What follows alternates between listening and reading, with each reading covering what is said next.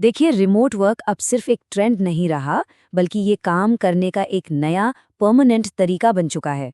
लेकिन सवाल ये है कि क्या हमारे मौजूदा सिस्टम इस नई दुनिया की चुनौतियों के लिए वाकई तैयार हैं? आज हम यही समझेंगे कि रिमोट टीमों को सफल बनाने के लिए आखिर किन बाधाओं को पार करना पड़ता है। तो सबसे बड़ा सवाल यही उठता है कि आखिर ऐसा होता क्यों है? जैसे ही टीम्स रिमोट होती हैं, उनकी प्रोडक्टिविटी और एक दूसरे पर भरोसा, ये सब कम क्यों होने लगता है?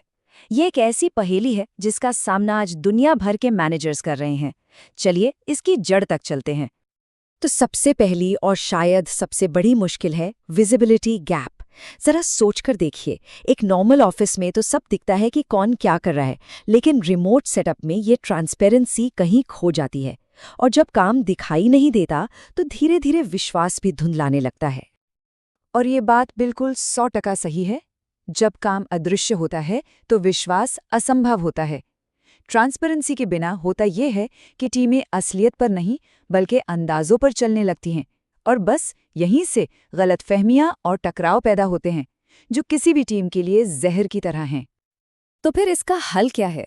देखिए, एक तरफ तो है मैन्युअल रिपोर्टिंग का सिरदर्द और शक का माहौल, और दूसरी तरफ है ऑटोमेटेड ट्रांसपेरेंसी। जब काम अपने आप रिकॉर्ड होने लगता है तो ये किसी की राय नहीं रहती, बल्कि डेटा पर आधारित सच होता है। इससे हर किसी को फौरन क्लैरिटी मिलती है और मैनेजर्स भी माइक्रो मैनेजमेंट से बच जाते हैं। ठीक है, तो काम को ट्रांसपेरेंट बनाना पहला कदम हो गया।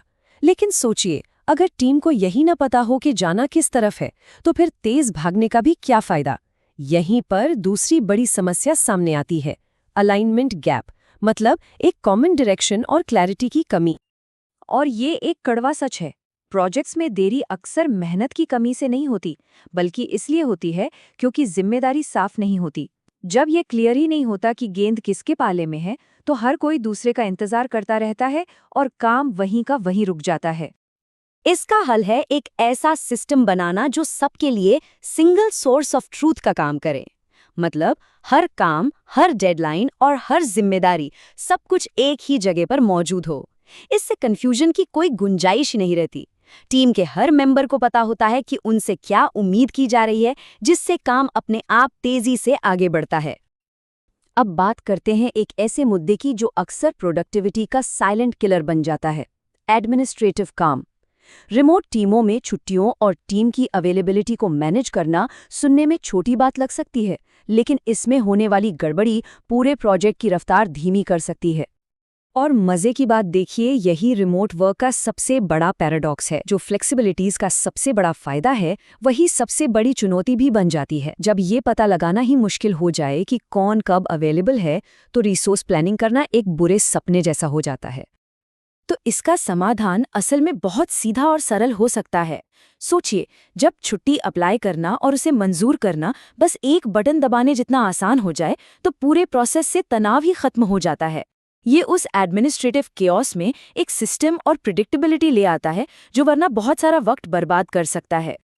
तो जब हम इन सभी चुनौतियों को एक साथ देखते हैं, चाहे वो ट्रांसपेरेंसी हो, अलाइनमेंट हो या फिर एडमिनिस्ट्रेशन, तो एक बात बिल्कुल साफ हो जाती है।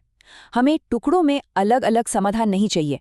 हमें एक यूनिफाइड सिस्टम की ज़रूरत है जो आज की रिमोट टीमों के काम करने के तरीके को पूरी तरह से सपोर्ट करे। तो बात चाहे कम्युनिकेशन गैप की हो, प्रोडक्टिविटी की चुनौतियों की हो, छुट्टियों को मैनेज करने की हो, या फिर प्रोजेक्ट्स के डिले की, एक अच्छा यूनिफाइड प्लेटफॉर्म इन सभी समस्याओं को एक ही जगह पर सुलझा देता है। ये अंदाजों को खत्म करके डेटा पर आधारित विश्वास बनाता है, जो हर सफल टीम की नींव होती है। तो अगर कोई इन सब मुश्किलों से गुजर रहा है और अपनी टीम के काम करने का तरीका सच में बदलना चाहता है, तो इसे खुद आजमा कर देखा जा सकता है। getworkfolio.com पर जाकर ये पता चल सकता है कि ये समाधान असल में कैसे काम करता है। और आखिर में हम एक सवाल के साथ इस चर्चा को खत्म करते हैं।